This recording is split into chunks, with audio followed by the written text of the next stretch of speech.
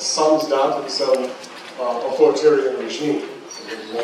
But it's been 36 years since its release, and we've all moved along since that time. I know I have.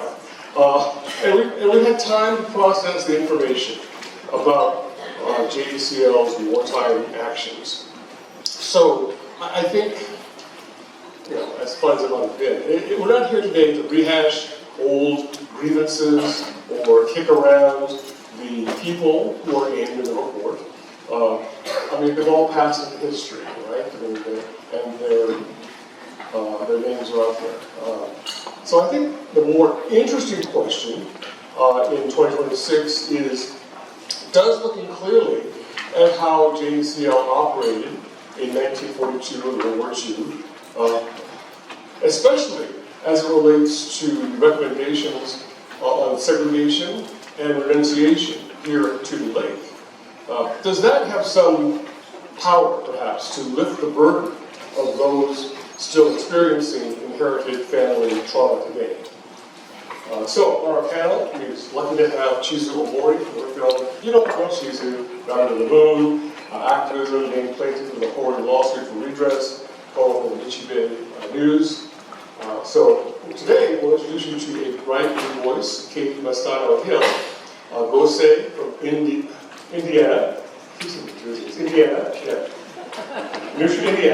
who is herself a Tule Lake descendant and the JACL Norman Mineta Fellow in Washington, D.C.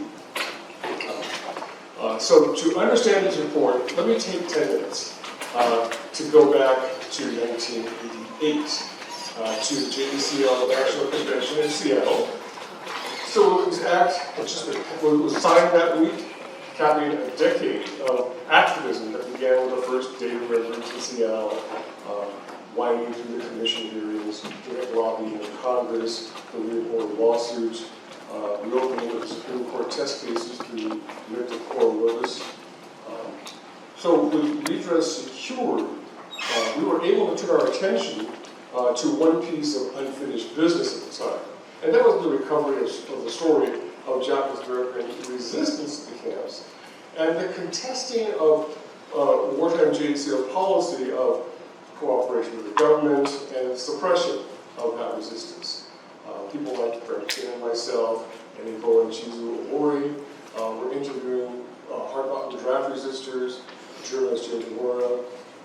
Tule Lake, the segregation and renunciation at Tule Lake had yet to be fully unpacked or understood as much as it is now. So with that in the air, at the convention, the Seattle chapter JACL introduced resolution number 7, which called for JACL to publicly thank the draft resistors and so-called no-no boys, in all caps, who made what it called unpopular decisions based on their personal philosophies.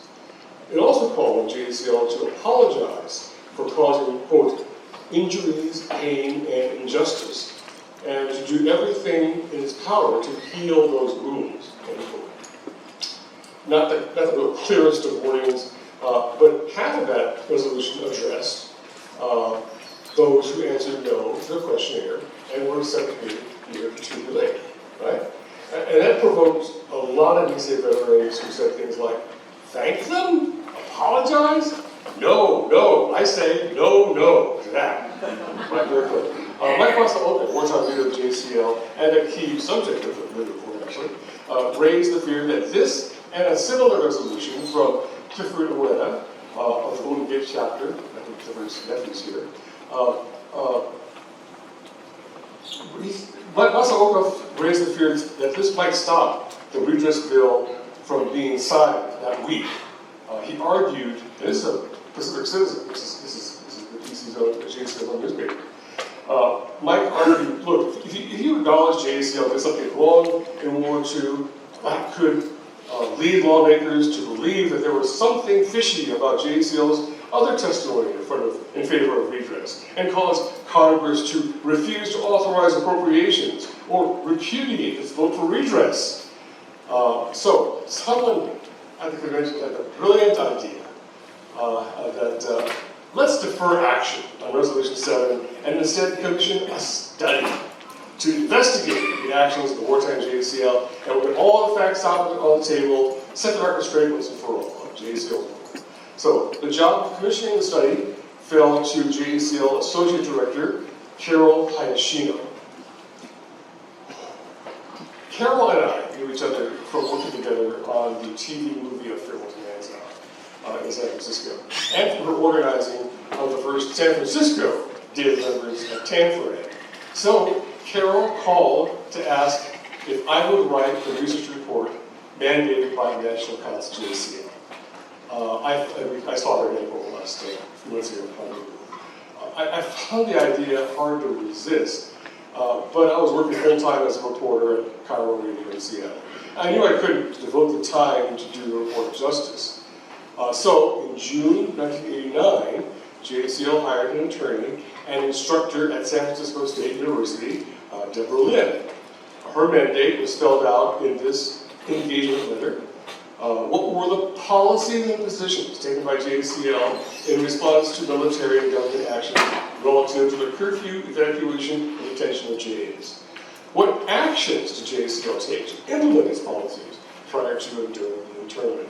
That's what we call it at the time. 3, what impact do those actions have on the JA community? This was sent by Bill Yoshino, who, by coincidence, happens to be here today with his family. So Bill remembers this in there. Pretty straightforward mandate. Deborah read all the books, talked to all the right people, and most importantly, she had access to JACL's own archives. And by late 1989, she produced what she called her research report prepared for Presidential Select Committee on JACL Resolution Number 7. Right? We'll go back to that.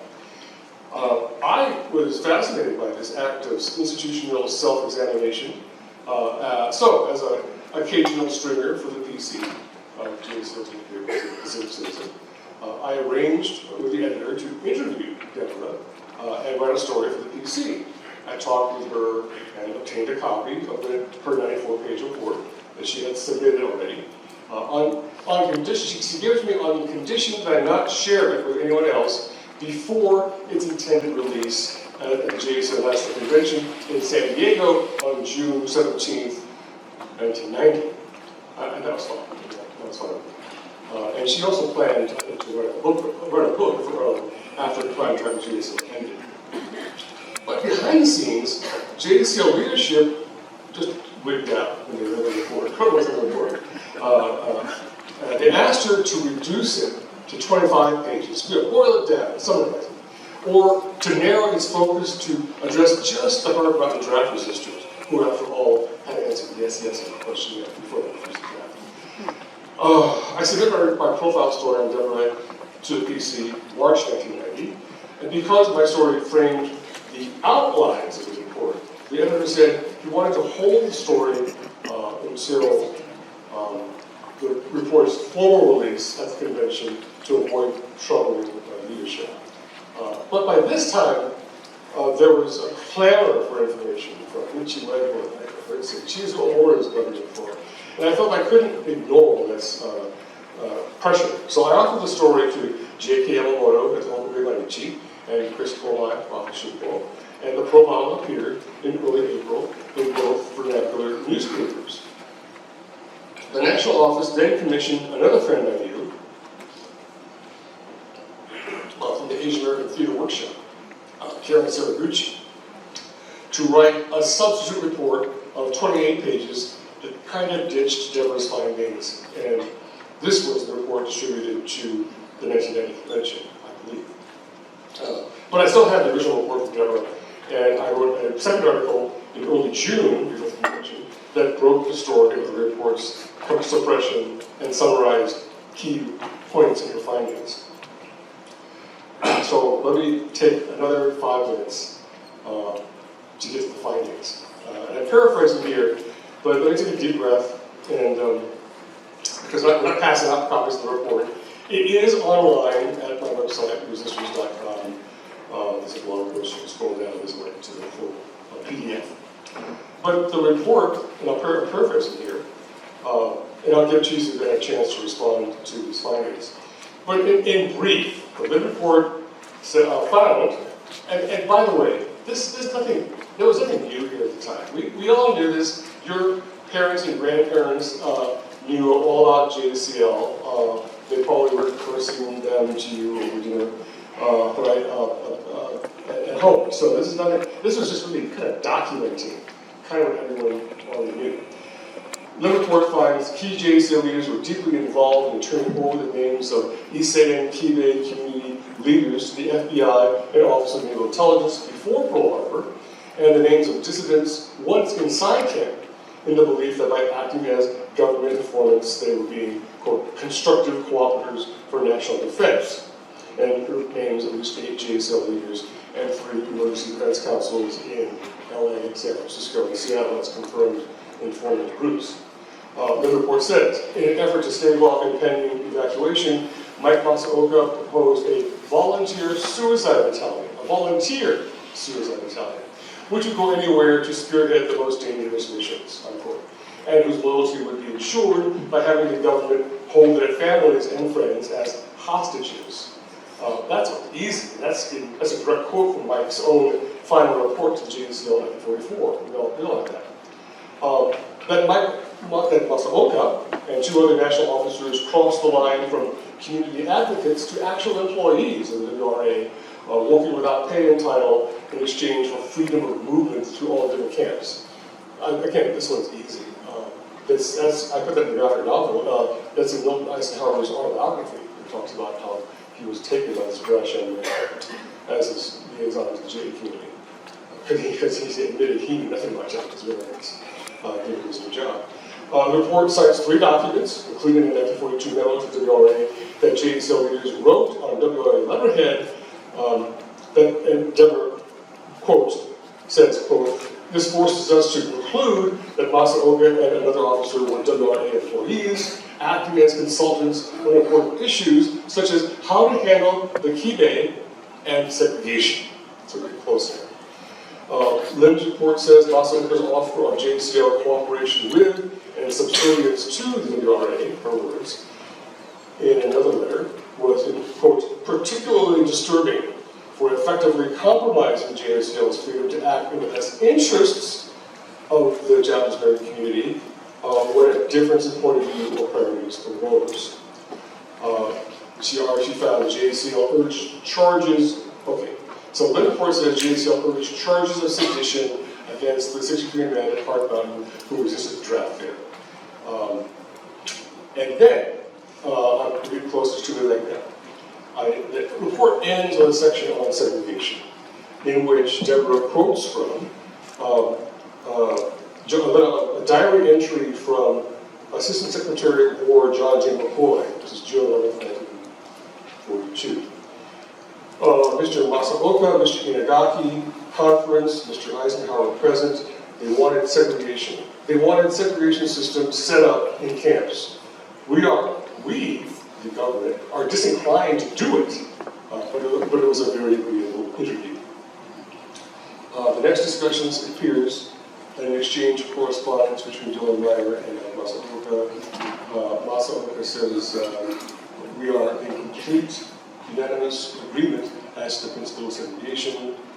And then Dylan Meyer, who's by now said that from the NASCAR, invites Mike to send a letter to him about the issue of segregation.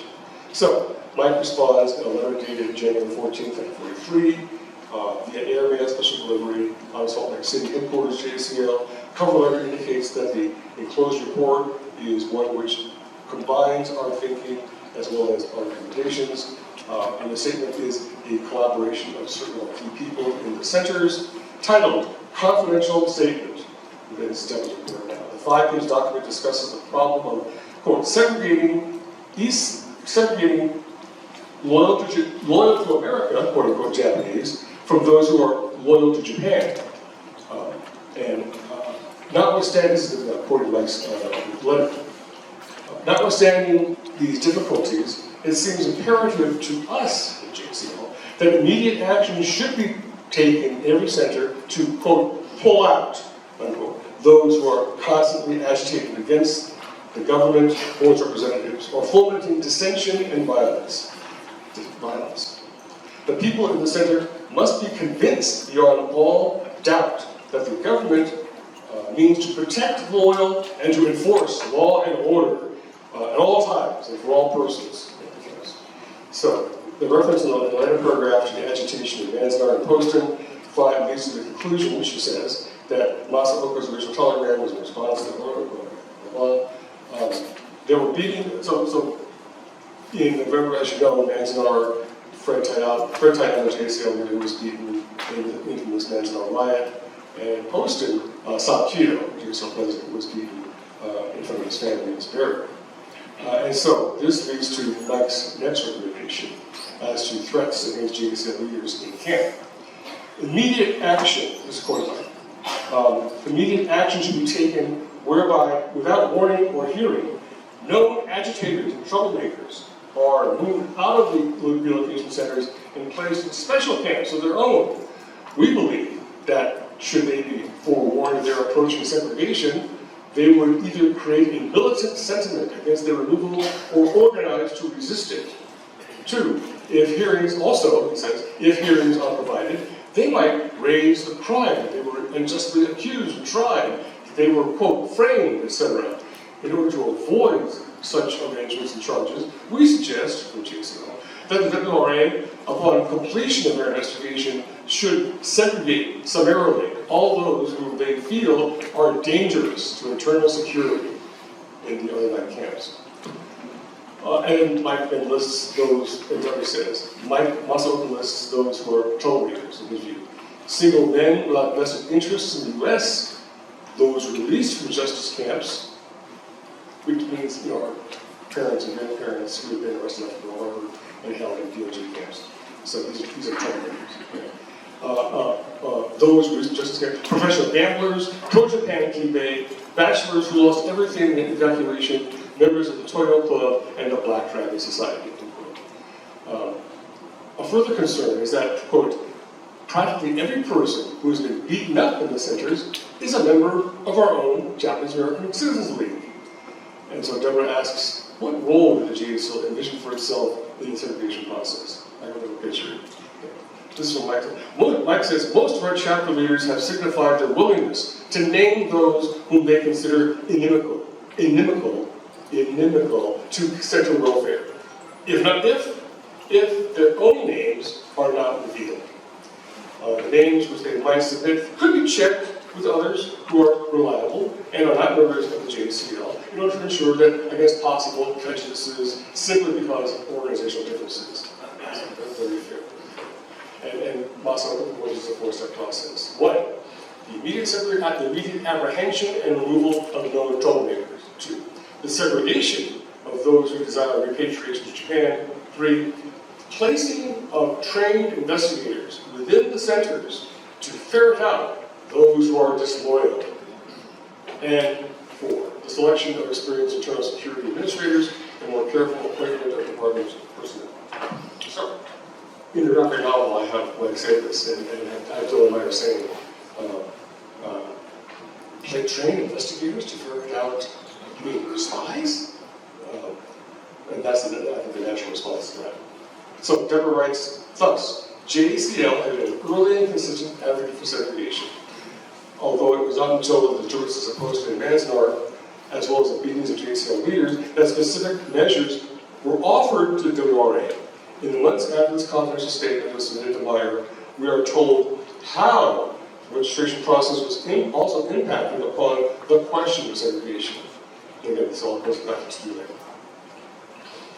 Mike says, after the registration of February 1943, this is a quote, Deborah got this quote now from Jacobus Ten Brook's Prejudice or the Constitution, opposed to Rostow. So Ten Brook writes, after the registration of February 1943, increasing pressure was brought to bear on the administration of the WRA by the Army, by the Japanese American Citizens League, and all project directors to segregate those who had refused to answer the questionnaire or who had answered the bulletin questionnaire in the negative. And so, quote to close here, Deborah quotes Mike's final report to JACL as also addressing this issue in the following manner. So, quote, from Mike in this Lim Report. The national president, some of you know, in fact, welcomed the attack upon his person as the beginning of a campaign to cleanse and purge the relocation centers of undesirables and troublemakers.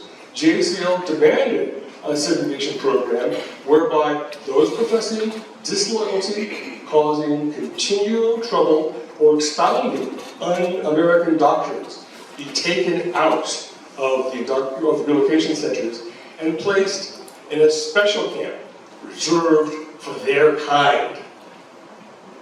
And that segregation center, of course, is here in this Tule Lake. So, we offer this just not to rehash the past, but to understand the context for kind of why we're all here to remember Tule Lake and segregation and the stories you heard from your parents and grandparents. So let me just put all that on the table now in front of us, Chizu. Yes. What was your, let me ask you first, what was your reaction back in 1990 when, as you reminded me, you came to me and asked for a copy of the Lim Report? What was your thinking, what was your reaction back at the time when you read it? I'll give you folks an anecdote. I just remember that Frank and I were gleefully running to Xerox machines and cranking out copies of this subversive report that I forgot this part. nobody. Anyway, so I didn't really know that Frank had been so involved in the development of this report. He had to cram an awful lot of information into a short period of time. And I hope that if you haven't read it, please get a hold of a copy of the Lim Report. And maybe you could tell people how they could obtain a copy. Well, I just did. You can go to resistors.com, look my lead blog post, there's a link to it with a 94-page PDF. Mm-hmm. Yeah. Okay, well, I also have a copy on my Yes, computer, so I can just send you a link. And yeah, actually, this is my printed copy of the Lim Report. So there was a limited run of this copy. A philanthropist paid for it to be.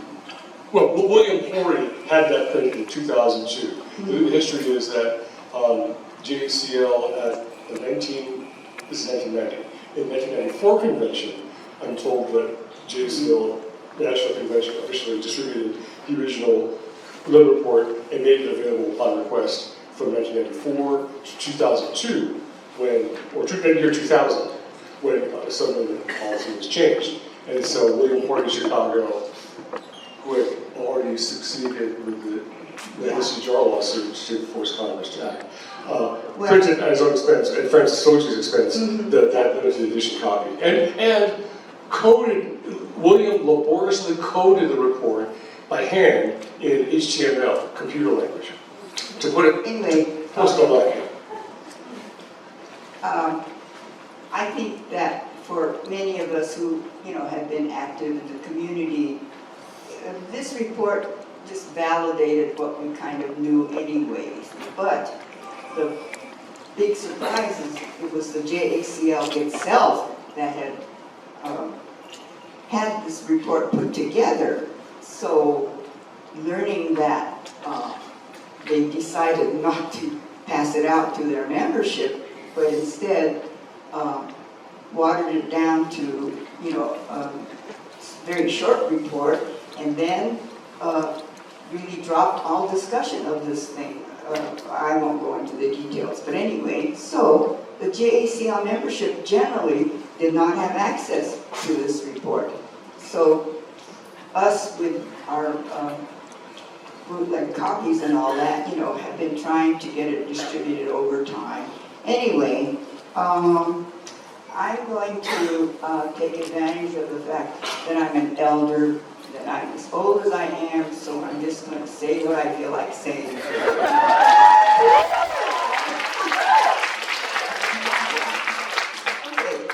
I think that we really have to focus on this person, Mike Masaoka, to really fill out the story of what happened.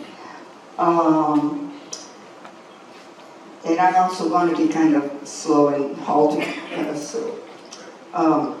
Okay. It showed that the JACL had decided that cooperation with the government was what it was going to do to make a very difficult situation easier for our community. One can understand how a young and inexperienced leadership tried to make good decisions under pressured circumstances. So anyway, I'll tell you, mine is going to be in a kind of series of anecdotes. I know that Ernest Bessick said to us, Annie and I, when we were gathering information, that he was head of the Bay Area branch of the ACLU and the San Francisco branch. And he went looking for a case because they thought this was outrageous and they wanted to start a lawsuit. So they went to the headquarters of the JACL and tried to get to their leadership to, pursue a lawsuit challenging the government's actions.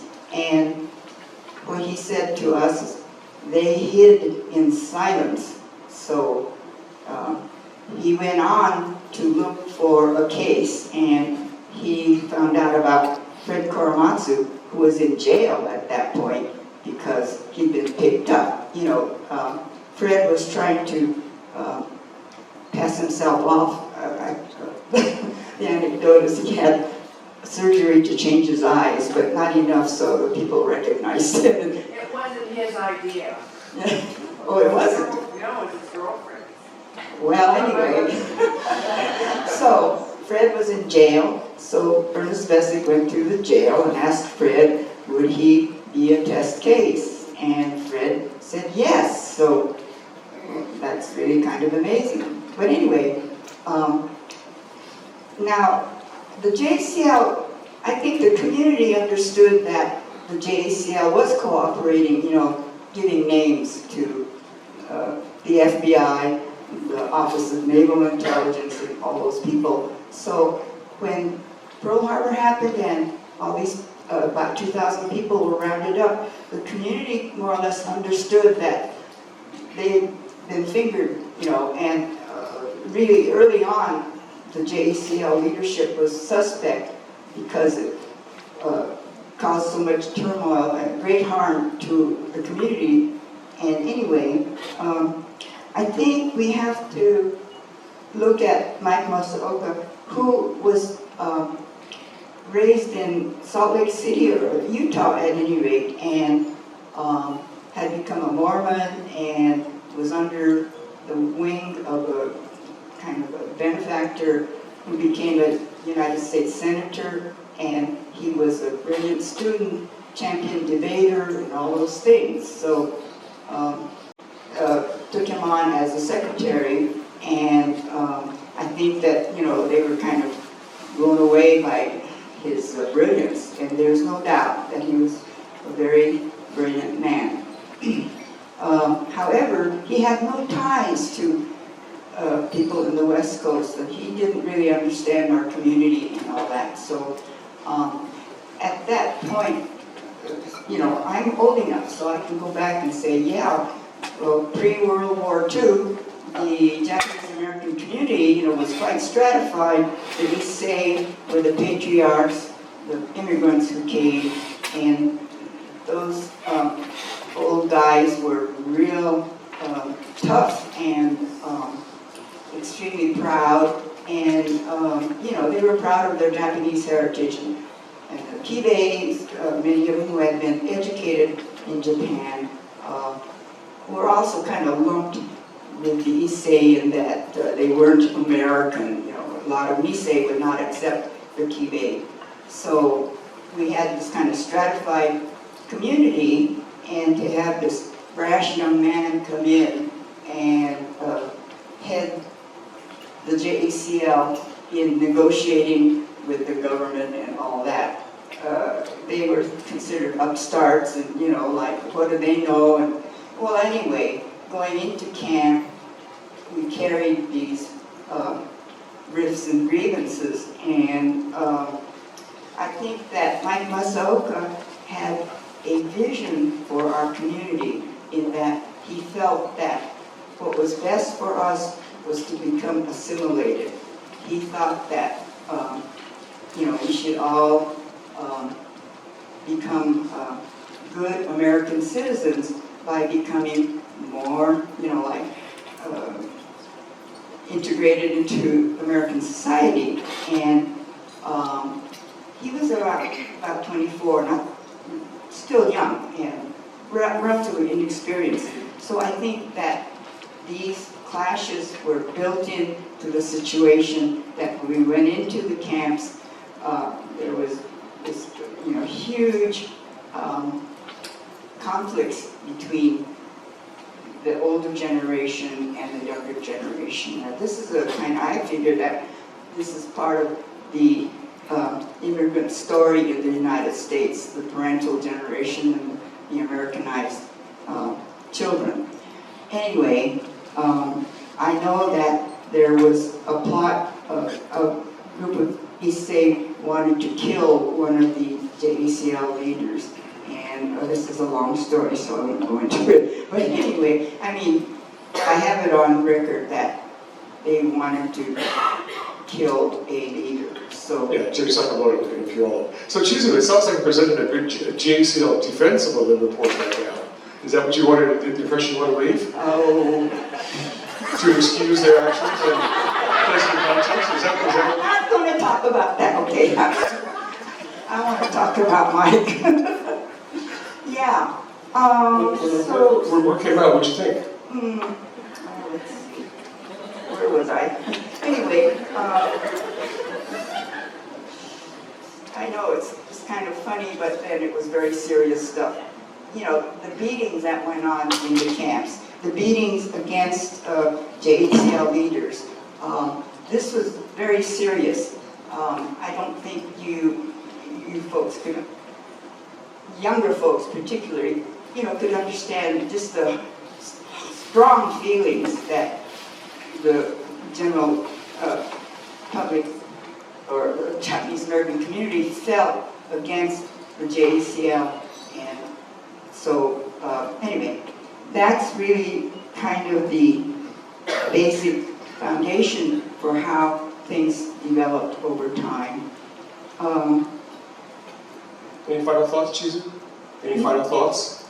Any final thoughts? Yes. Okay, I feel that Mike Masaoka's vision for our community was a successful one, and in the sense that they kind of won, you know, the war between these two conflicting groups. Now, that meant that they also wrapped themselves in the flag, the 442nd and all that. And I think that the message to assimilate was so strong that all kinds of voices were silenced, and that although, say, JACL membership and all, you know, went along with all that, I think that that vision was harmful overall to the entire community in that it stifled examination of what had actually happened to us. And if you're talking about intergenerational trauma, it's because of that stifling that things were not talked about in families and in general. And so that these stories are now coming out. You know, it's taken a long time. But I just feel that that we carry a heavy load because we were really not allowed to examine what had actually happened to us and the trauma and the hardship and everything. And so I'll just close at that. Thank you, Chizu. Thank you, Chizu.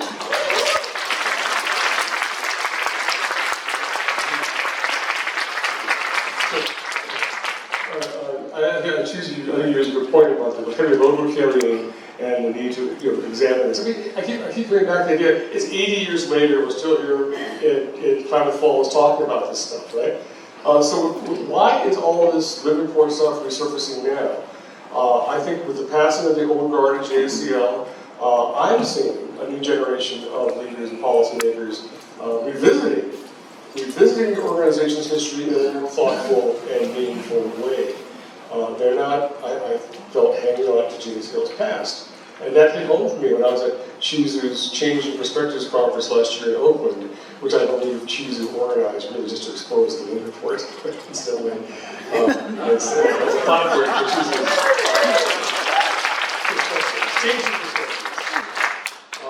So at the conference, over dinner, then JACL Executive Director David Inoue leaned over to me and asked, "Hey Frank, do you have a copy of the original Lim Report? We searched National Headquarters office, we can't find it. Do you have a copy you can give us?" And then that said to me a lot about institutional change, institutional memory and change inside the actual JACL itself. National Headquarters didn't have a copy. We'll honor today, I think, joined by part of the new guard at JACL, Katie Masano Hill, is JACL Norman Mineta Fellow in the Washington, D.C. office. She's a Gosei and a Tule Lake descendant. So Katie, why don't you briefly share your Tule Lake family story? Thank you, Frank, and I just want to first thank you, Chizu, for your remarks, and thank you, Barbara, for extending the invitation to have me here at this pilgrimage and to be with you all today. Like Frank mentioned, I'm a Gosei, fifth generation descendant of those who were incarcerated at Hurt Mountain, Topaz, and Tule Lake. But my Tule Lake family story is that of my great-grandfather's family, he was in Nisei, born in Kent, Washington, the youngest of 3 brothers and had 3 sisters. And they were first taken to Pinedale Assembly Center before being placed here at Tule Lake. And just a little bit background about myself. As Frank mentioned, I'm from Indiana, and my undergraduate is in social work, and then I just completed my master's in museum studies. And so for me, the history of my family was very much something I uncovered in the archives, because my family did not talk about this period of their lives at all. And I think that has a lot to do with what happened with them at Tule Lake. My great-uncle Yoshi, in August 1942, he was 22 years old, and he was only here at Tule Lake for about 2 or 3 weeks before the archives described him as being manic and crazed and in the psychiatric ward of the hospital at Tule Lake. And he eventually ended up they decided to forcibly institutionalize him and to send him away to Napa State Mental Institution, where I have since learned that he was forcibly lobotomized at least twice. And I think, for me, that was something that was really disturbing to hear, but I think the hardest part for me was that, I think Reverend Lee mentioned yesterday about the children, that all those who passed, that was their last resting stop. And for him, his last resting stop was in a mental institution 2 years later, where he died in December of 1944 at 24 years old, which is how old I am now. I'm 24. And yesterday was my first time at a pilgrimage at all, but also my first time visiting the site. And on the bus right here, Tule Lake Community created that beautiful pamphlet, and I was looking through it at the map, and I know my family barrack number, 7307, so I just was looking for it on the map, and I see that block 73 is highlighted. And I go down and I look that's where the only foundation of the latrines are. And I didn't expect to be, at the place where they were and feel them there. But I'm really grateful that I was able to do that. And yeah, so that's about Yoshi. Okay, thank you, Katie. Thank you. So that brings us to the subject of today, which is the Lim Report. As a goal setting, I'm really eager to hear, what do you make of all this stuff you heard today? Yeah, I think it's really difficult to hear, but I'm really grateful that the truth has been coming out and resurfacing. And to kind of share about how I got involved with JACL. My family first resettled in Denver before going to Chicago, Illinois, and then my mom met my father in Indiana, and so I'm from Indiana. And growing up in Indiana, I am white, my dad is white, and I appear white presenting because I am. And there weren't any other Asian Americans in general, or really people of color in general. And I was a high school student during COVID, and I just felt alone and not connected. And I actually joined the Hoosier, Indiana chapter of the JACL. And I was recommended to join the Chicago chapter, so I was closer. And they have an amazing project called the Contra Project, where they take young adults to Japanese American National Museum in LA and then do a service project at Manstar. And this was in 2022. And it was my first time being around other Asian Americans, let alone Japanese Americans. And that is actually where I learned who Yoshi was, because part of that process is getting your family records. And I was like, who is this person? Who is this person? And why have I heard their name? And so I really have to truly thank JACL Chicago chapter for that experience, because I wouldn't been able to heal myself and share that information with my family without that experience. And I think what brings me to the Lim Report today is the piece about letting it all air out and letting it all be known, because I think we can't start the healing process when we're still debating the facts of what happened. So that's... Okay, thank you. Now, I want to be clear that Katie is here speaking as a Gose and a Tule Lake descendant, and not as a representative or a spokesperson for the JACL. So just want to keep that framing clear. But now I have a question that requires another kind of long setup. At the 2019 JACL National Convention, I'm looking at you, Stan, in Salt Lake City, there was an effort to apologize to the Tule Lake resistors. It was signed by Stan Shikula, JACL, I saw that. And there was a resolution passed, right? But with some backhanded kind of stabs at Tulians, which I am obligated to read to you, blah, blah, blah, whereas is praising the Tule Lake resistors, apologizing there for JACL action. But then the whereas extremist elements among the incarcerees violently attack those they suspect of being informants, including some JACL leaders, pro-government individuals, and communists. And whereas among the incarcerated were a group that aligned with Japan and against the U.S. armed forces during the war, kind of referring to that. And whereas actions taken by the JACL leadership during and after the war were made in the face of wartime hysteria, hostility, racism, and xenophobia, and with concern for the Japanese American community. Kind of what Chizu was getting at here. So I was very surprised to see in March 30th of this year, on the 80th anniversary of the closure of Tule Lake, JACL issued an unexpected formal statement apologizing for the organization's backhanded 2019 apology to the Tule Lake resistors. And it's not on the screen here, but the resolution, or the statement. The statement acknowledges that the resolution from 2019 included language that criticized and condemned dissent, creating additional harm.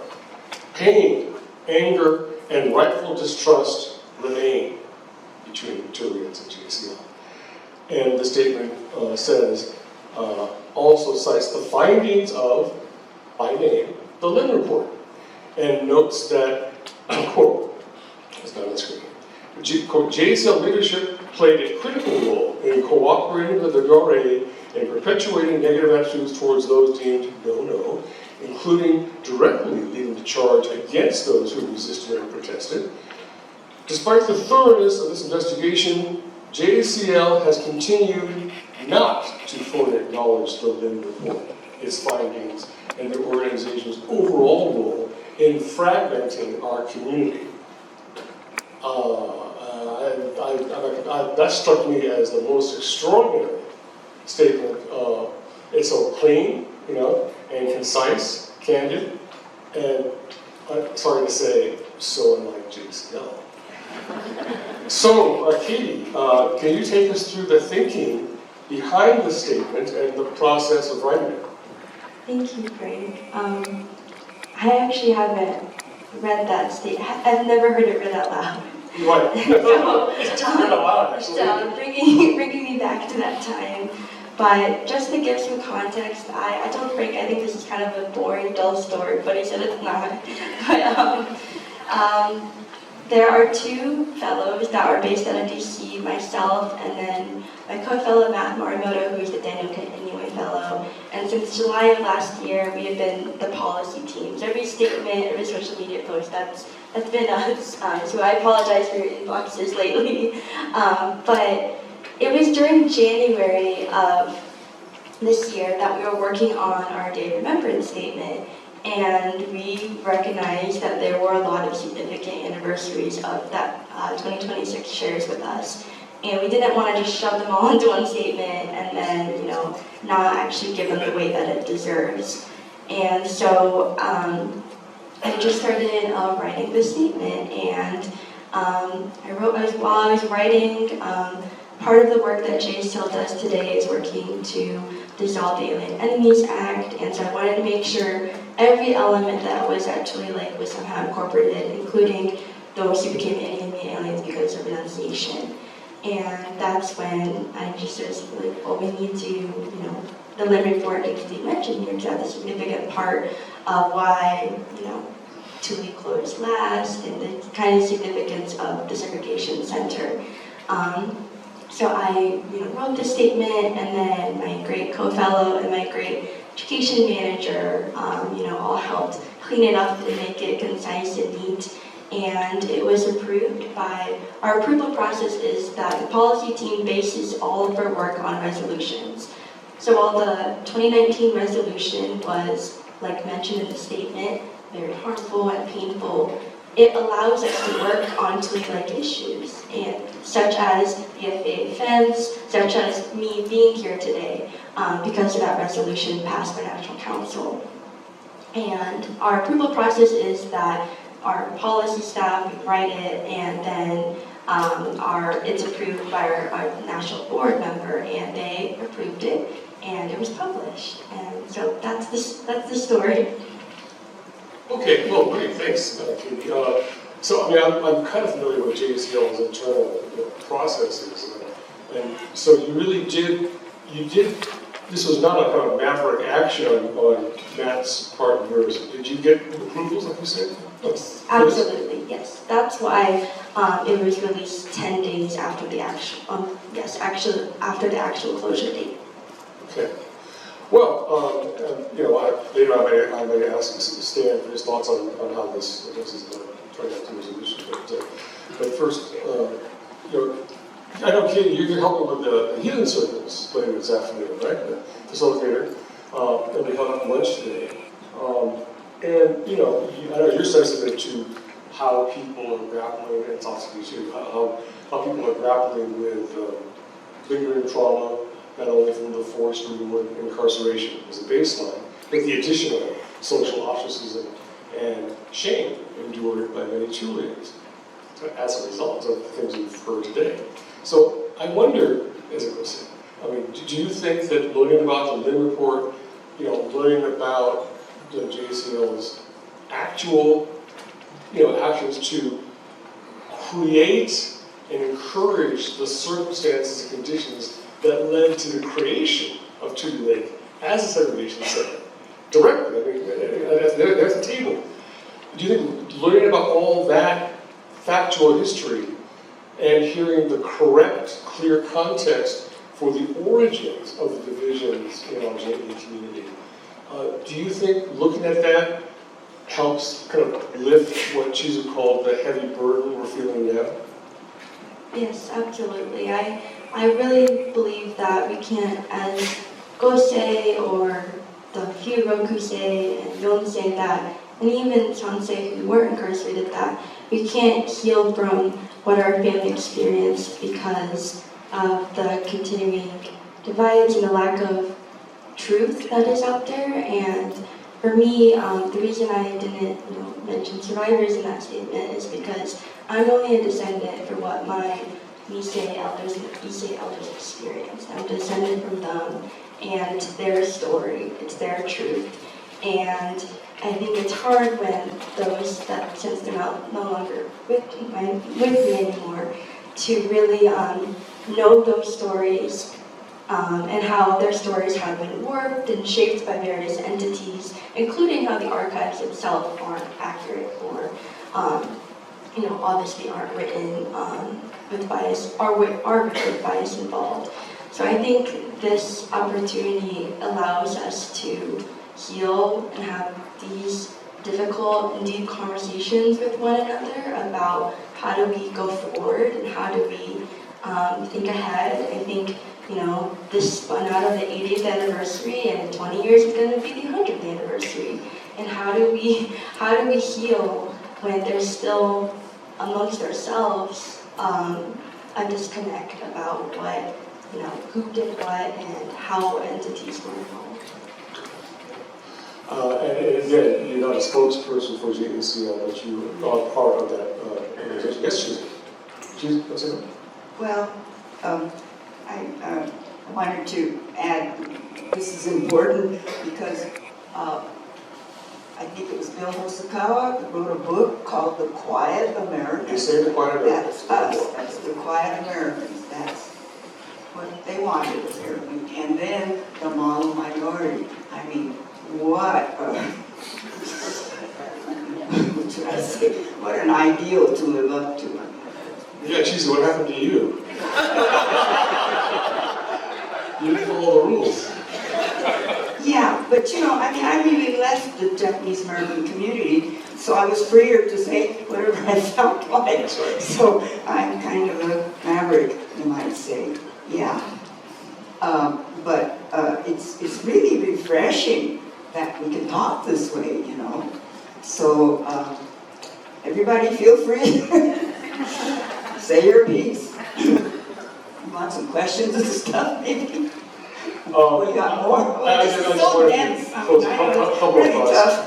Yeah. That, speaking of JACL, I know that the JACL National Convention is coming up in July, right? It's Las Vegas. Yeah. Yeah. And I know that JACL is governed by its resolutions passed by the National Council. And you are here speaking under the 2019 resolution that kind of provides for this kind of situation. Now, and I just wonder, I know there are a lot of chapter leaders here in the audience from Seattle, Portland, Berkeley, DC, and other places. And I just wonder if there might be resolutions, this is me speaking, I don't know here, but if there be resolutions offered in Las Vegas to kind of follow up on this discussion in terms of, JACL did apologize to the resistors in 2019 in a backhanded way. But I think that, we heard discussion about the Lim Report and whether JACL might want to pass or address somehow the existence of the Lim Report, acknowledging that, it's not available on the JACL's own website as a, drop-down menu or button. It's buried in our study statement as a link, but so that might be a possible idea for delegates to consider, not to make more trouble, because God knows these conventions are troubling enough. So I think we're going to open up for questions in a minute, and I have no idea where this discussion is going to go, so just hang on. But I do want to close by saying that in 1990, when I was going through all this stuff with the PC and the articles and Lim Report and photocopy, that I was getting a lot of pressure too from people in the community. And Michi Weglin, author of News and Infamy, who I was close with, was very kind to send me a note. Dear Frank, you are our hope for the future. Never let yourself be cowed. Never let yourself be cowed by cowards. Signed, Michi. Very nice guy. But I just wanted to say, Katie, that I embarrass you by saying this, but people like you go say, and then say, you are our hope for the future too. And I hope that we can, surround you with support and love and all that for our future. Yeah, so good job, all both of you. Thank you very much.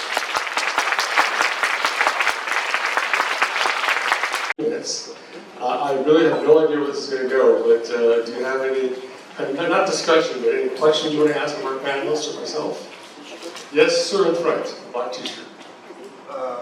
Everybody hear me okay? Yeah. It's not going to be on the tape, but you can pass on the microphones and you can share.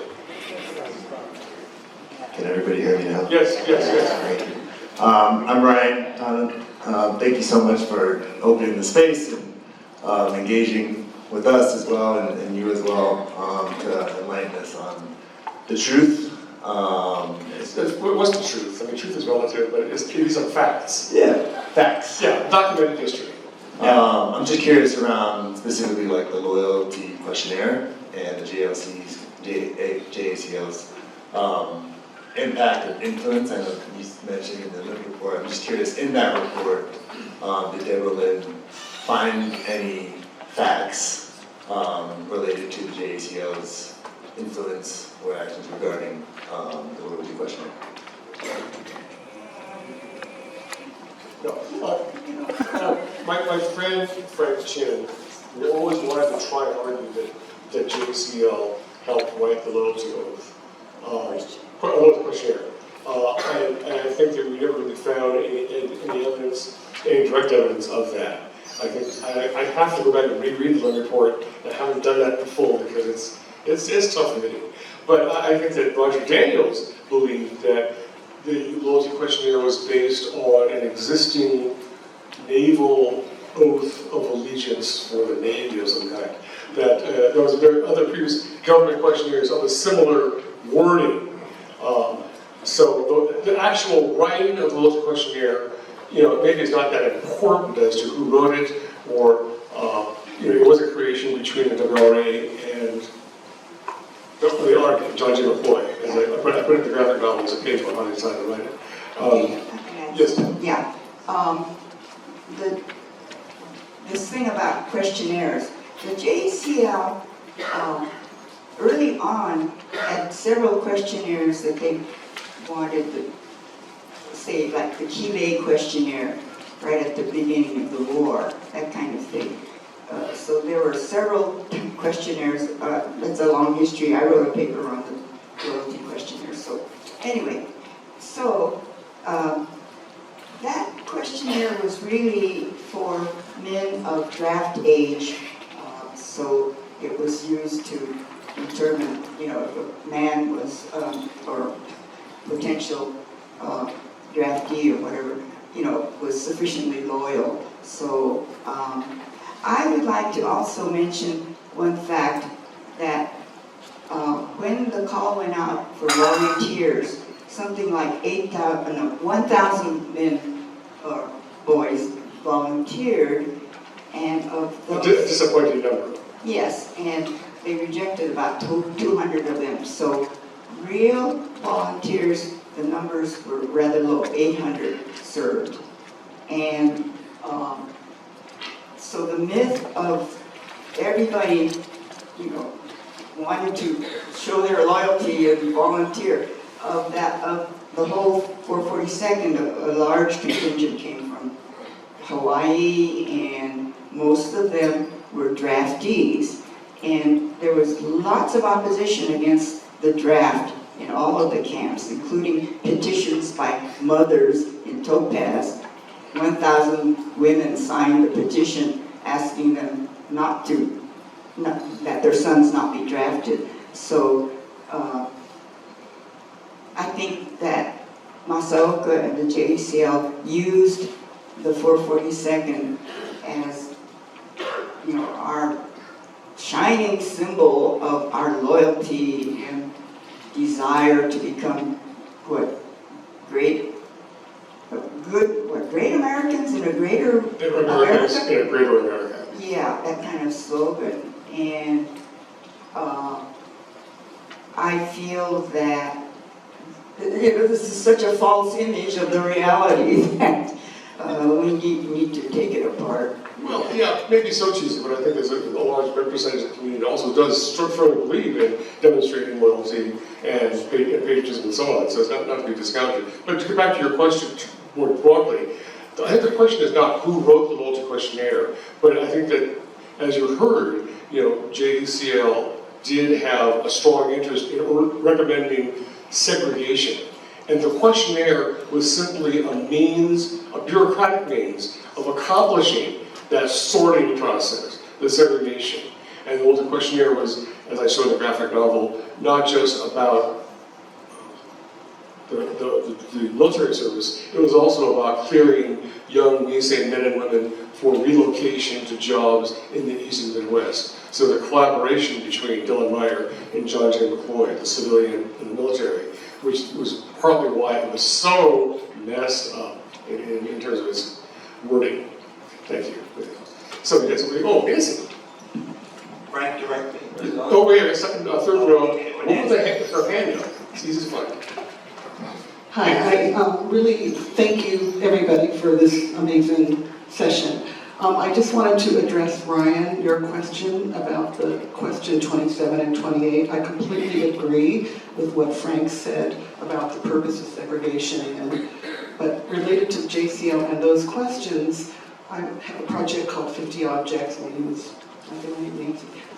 and I had the opportunity to read Assembly Center reports, and there's one that was written in Pomona, and it was about 17 multiracial families. And they were, white and Japanese and Mexican-American and Japanese. And one of the things I noticed was that they were getting questionnaires in order to leave the assembly centers. And among them were questions like, will you be loyal? And so it occurred to me that some of the seeds of these questions not only came from the military, well, the assembly centers are run by the military. So at any rate, it's a very interesting genealogy which needs to be researched more. Just wanted to throw that in. Thank you. Yes, next, in the back there, back row, yes. So go one back. Okay. We have about 15 more minutes. Yes. Hello.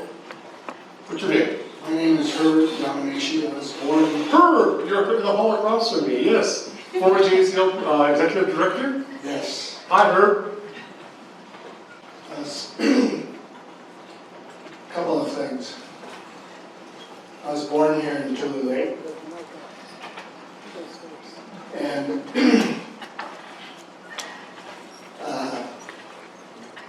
I was National Director of JACL during the redress, and was privileged to be able to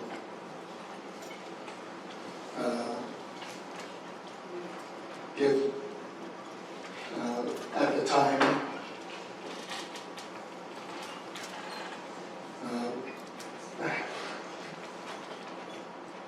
be able to be responsible for the redress for 120,000 people, Japanese Americans across the United States. That's a great job. Thank you, Herb. Yeah, thank you.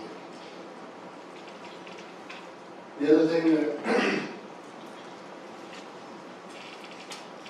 since I've been here,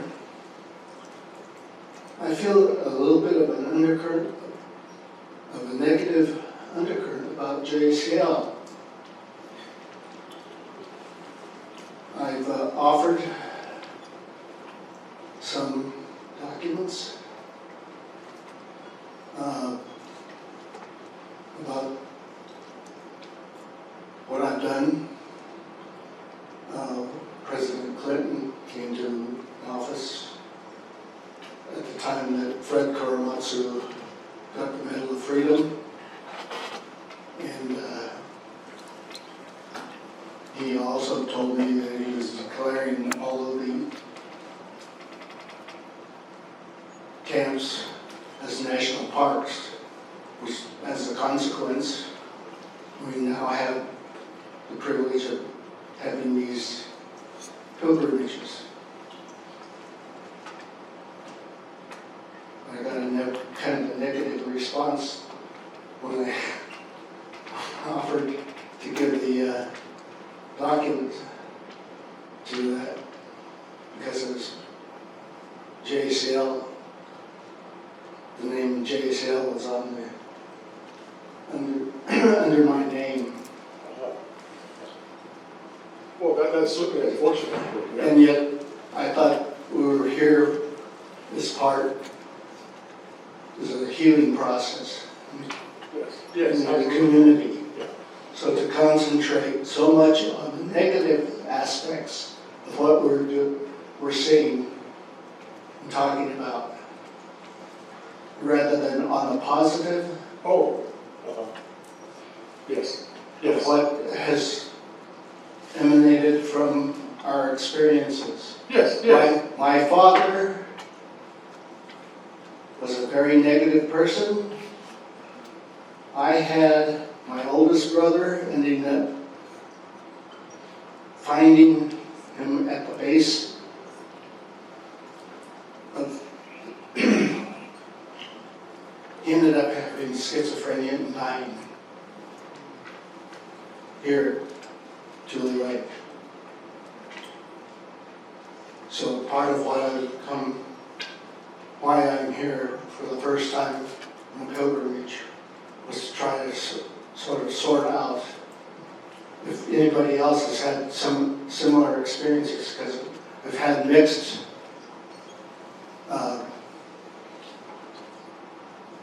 stories about why my oldest brother, who was a student body president before the war, when they went to camp, ending up finding my brother at the base of Castle Mountain in a catatonic state, because I believe that it was my father.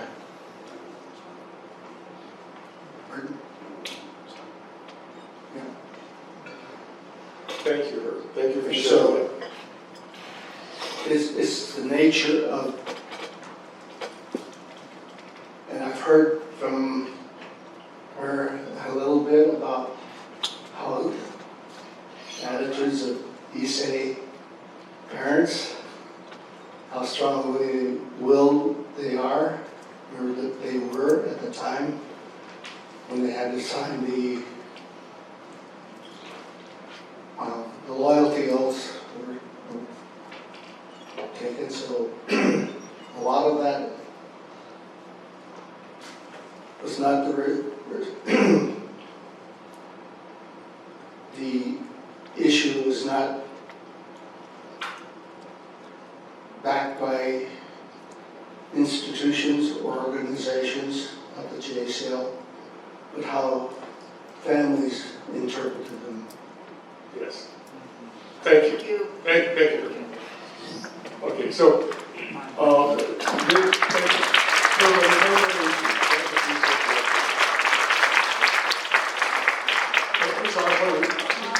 was unfortunate that, whatever, I would say that there's separate issues here, Mr. Yamanishi, that the discussion here is about World War II and not about the actions of the JACL in 1990. So this is not about the JACL of today, well, not about the JACL of 1990, it's about the JACL of World War II. So there's no negative feelings about what you discussed there.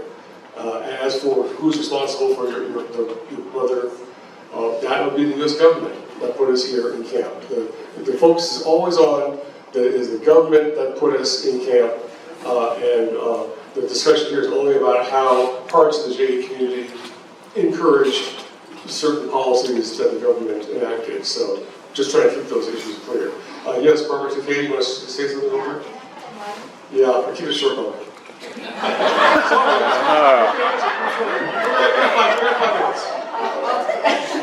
Well, and I just, Herb, thank you for offering documents. I was one of the people you offered documents to, but I am not, the Park Service is the entity that should be collecting these documents, or the JCL. I'm not quite sure why the JCL doesn't have its own archive.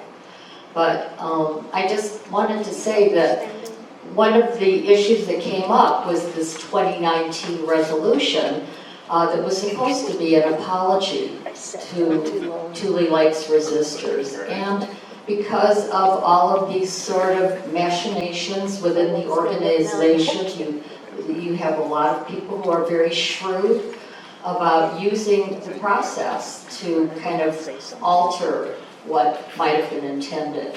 So we wound up with a resolution that turned out to be an attack on people who were Tule Lake resistors. And so over the last few years, we've attempted to get that fixed.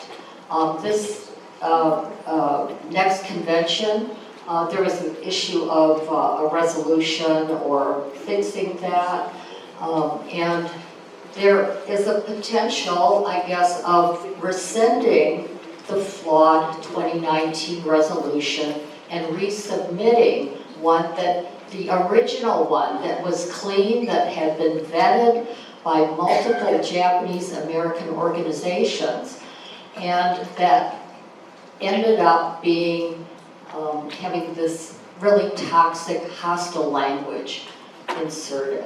Yeah, as we discussed. Right, and so the issue, Herb, is that especially we all understand the PR aspect of using the 442 to lead. It's the story of the loyal Americans, right, who did nothing wrong. But after redress, there was no effort to begin to repair the divide that the government created. So people at Tule Lake continued to be marginalized and shamed for their actions that were totally morally and politically courageous. And so that's basically what it has been. That is what you're sensing here, is the frustration. So I will give you your... Thank you, Barbara. Thank you very much. We have time for two more questions. Wait, can we have a third too before we end? Okay. Thank you. And we talk to Herb offline, okay? You two talk offline. Yes, Herb. Okay, Bill. Thanks, Frank. Part of the reason I wanted to respond a little bit is because I saw my name prompted. Yes, sorry about that. It's part of the record, sorry. No, it absolutely is. And I kind of want to, first of all, my reaction to the report itself was that I thought it was a very stark portrayal of the thinking, the actions of JACL leaders during World War II in terms of their cooperation first, their collaboration as well. The document that you had up there was the engagement letter. Yes. And I was part of the staff of JACL during that period of time. Yes. And I think if one has the opportunity to read what's in there, it was really the production of staff input, and staff had a role to play in that whole process of resolution number 7, the report, and so on. And one of the things that we as a staff thought was that if we're going to have a study or an investigation done, it had to be done in as comprehensive a way as possible. And if you look at that engagement letter, I think that's what that outlines. Yes. You know, it talks about, you know, answering questions related to pre-evacuation, Yes. and then during the war itself, you know. And there were follow-up questions asked to government. Exactly. Yeah, and she answered, yeah. And then during that period of time too, I mean, I recall attending, I think, at least 2 meetings of that presidential committee, and I don't want to get into all of that. But part of what the staff role was during that period of time too was to assist the researcher in writing that report. And an example of that was that I recall issuing, you know, multiple letters to Freedom of Information Act letters, actually, to the Department of Justice. I think it was the Department of the Navy as well. So there was a strong effort, I think, on behalf of segments of the organization at the time to make sure that we ended up with a very comprehensive study of what took place. Thank you for your work on that, Phyllis. Good staff work. Thank you very much. 2 more questions. Okay, back up. The last question back over here then. Okay, last question. We've got to clear the room for the next panel. I'll keep this short. My name is Mariel Tsukamoto. I was 5 years old. We were sent to Jerome, Arkansas. My mother and father were active JACL members. And my mother was very active in the redress movement. Mary Tsukamoto. Yeah. And as a teacher, I want to remind you, history has a tendency to repeat itself. And we here are victims of what the government did. And we should, you know, you divide and conquer. If they can get us to fight against each other, they win. Yes. And here we are. You know, there's a time when we have to recognize, yes, there were mistakes that were made. Mike Masaba said things he shouldn't have said. Maybe he regretted it. Norman Mineta fought for redress. JACL fought for redress. Some people in JACL tried to apologize correctly, and I know, I can't remember what year, but that first JACL convention in, I think it was Monterey or someplace, where JACL made its first attempt to apologize, but it was flawed. It wasn't complete. We are still fighting that same old battle, and the people that focus on racism and division and get to win and make a whole lot of money, can't let them win. We are learning here as students of the future, not the past. And I thank you for the discussion that came out, because for the young people and people that did not experience this, this is a lesson of how government policies divide, conquer, and win. And we can't let that happen. Right on. Thank you.